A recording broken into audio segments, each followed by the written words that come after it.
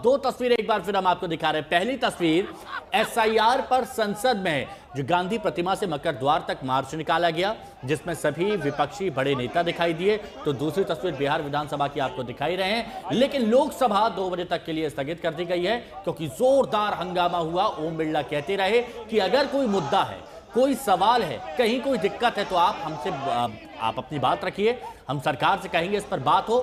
लेकिन विपक्ष लगातार हंगामा करता रहा और हंगामा होने की वजह से 2 बजे तक के लिए कार्रवाई को स्थगित कर दिया गया।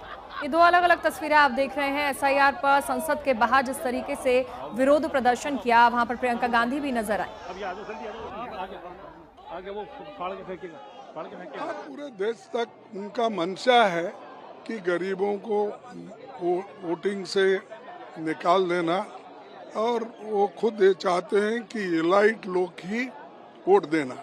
जब अडल्ट फ्रेंचाइज इस देश में लाया गया, पंडित जवाहरलाल नेहरू जी और डॉक्टर बाबा साहब अम्बेडकर, इन्होंने कहा कि अडल्ट फ्रेंचाइज इस देश के लिए ज़रूरी है क्योंकि इस देश में पढ़े लिखे लोग कम हैं, खेती बाड़ी के लोग भी कम हैं और बिजनेस करने वाले कम हैं और एम्प्लॉयमेंट भी गरीबों के पास नहीं है।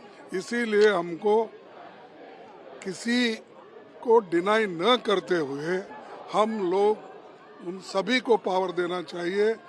एक झाड़ू मारने वाला भी हो या इस देश में टाटा, बिरला या अदानी, अंबानी जैसे लोग भी हो, सबको बराबरी का वोटिंग होना चाहिए। लेकिन ये लोग डर के मारे आज ये रिवाइज करने की जो कोशिश कर रहे हैं, ये बहुत बुरी बात है। इससे देश का भी नुकसान होता है और लोकतंत्र का नुकसान होता है। और संविधान के तहत ये लोग नहीं चल रहे, वो अपने हुकूमत को बचाने के लिए बहुत से चीज़ें कर रहे हैं, लेकिन ये ठीक नहीं है। आज उन्होंने एक सर्कुलर निकाला, सिर्फ ये बिहार के लिए नहीं है, सारे देश में वो रिवीजन करेंगे। क्या कहना चाहेंगी मैम?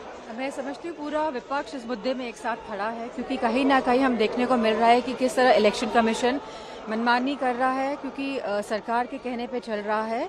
और जो फ्री एंड फेयर इलेक्शन का जो पूरे देश में जो मामला है, कहीं ना कहीं जो डेमोक्रेटिक सेटअप है देश को, उसको ठेस पहुंचाने का काम ये सरकार कर रही है। लेकिन इलेक्शन कमीशन